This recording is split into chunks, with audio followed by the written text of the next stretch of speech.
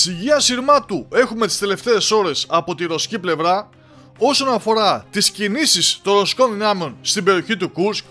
που προφανώς είναι αποτέλεσμα των διαρροών που υπήρξαν χθες από άνδρες του ρωσικού στρατού για τη στρατιωτική επιχείρηση που πραγματοποίησαν στα μετώπιση των Ουκρανών μέσω αγωγού φυσικού αερίου, τον οποίο και διέσχισαν για πολλά χιλιόμετρα, και που τελικά οι σημερινές πληροφορίες που δίνουν ρωσικά μέσα ενημέρωσης μιλούν για μια επιτυχημένη αποστολή με τους άνδρες των ρωσικών ειδικών δυνάμεων να βγαίνουν σε δασόδη περιοχή και να ευνηδιάζουν αρκετές ουκρανικές μονάδες, τις οποίες και εξολόθρευσαν. Και αυτό είναι το μόνο σίγουρο ότι συμβαίνει σήμερα στις βόρειες περιοχές από την πόλη Σούτζα, που οι πληροφορίες αναφέρουν ότι εκαθαρίζονται από συναπομείνασες ουκρανικές δυνάμεις. Όπως λοιπόν βλέπουμε και στο χάρτη του Ινστιτούτου για τη Μελέτη του Πολέμου, οι τελευταίες εξελίξεις που έχουμε είναι ότι ολόκληρη η περιοχή με το πορτοκαλί χρώμα έχει κατακλειστεί από ρωσικές δυνάμεις που ψάχνουν να εντοπίσουν όσους Ουκρανούς έμειναν πίσω, με τον οικισμό Μιχαήλοφκα που βρίσκεται νότια από τη Μαρτίνοφκα να έχει και αυτός απελευθερωθεί και η ρωσική επιχείρηση Τανάλια να προχωράει.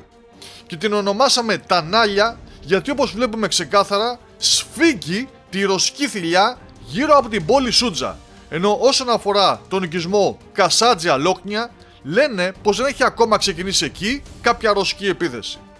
Φυσικά για όλη αυτή την καταστροφή έσπευσε η ουκρανική πλευρά να δώσει τη δική της εκδοχή, και έτσι ο αρχηγός των Ουκρανικών Ενόπλων Δυνάμεων Σίρσκι δήλωσε ότι οι μονάδες λαμβάνουν έγκαιρα μέτρα για ελιγμούς σε ευνοϊκές αμυντικές γραμμές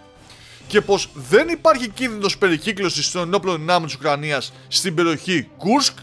και η κατάσταση στα σύνορα της περιοχής Σούμι με την περιοχή Κούρσκ της Ρωσικής Ομοσπονδίας βρίσκεται υπό τον έλεγχο των αμυντικών δυνάμεων της Ουκρανίας.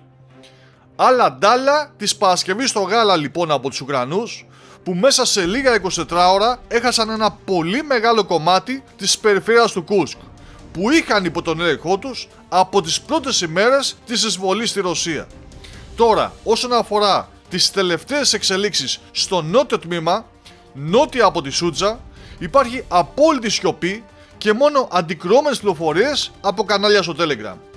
Όλα δείχνουν πάντως ότι η Ρωσία έχει το πάνω χέρι, έχει την πρωτοβουλία των κινήσεων στην περιοχή, και μάλιστα για να την πιστοποιήσει έδωσε στη δημοσιότητα και βίντεο από σφαγή ουκρανικών δυνάμεων στα σύνορα του Κούρσκ, όπου και εντοπίστηκαν από χειριστές ρωσικών drones, τους περίμεναν και όταν μπήκαν όλοι μέσα στο κτίριο να κρυφτούν, τους επιτέθηκαν με ένα drone και τους ανατείναξαν, σκοτώνοντάς τους όλους. Η ρωσική αρκούδα λοιπόν προχωράει και είναι αποφασισμένη να απελευθερώσει πλήρως τα εδάφη της, χωρίς να υπάρξει καμία διαπραγμάτευση επ' αυτού.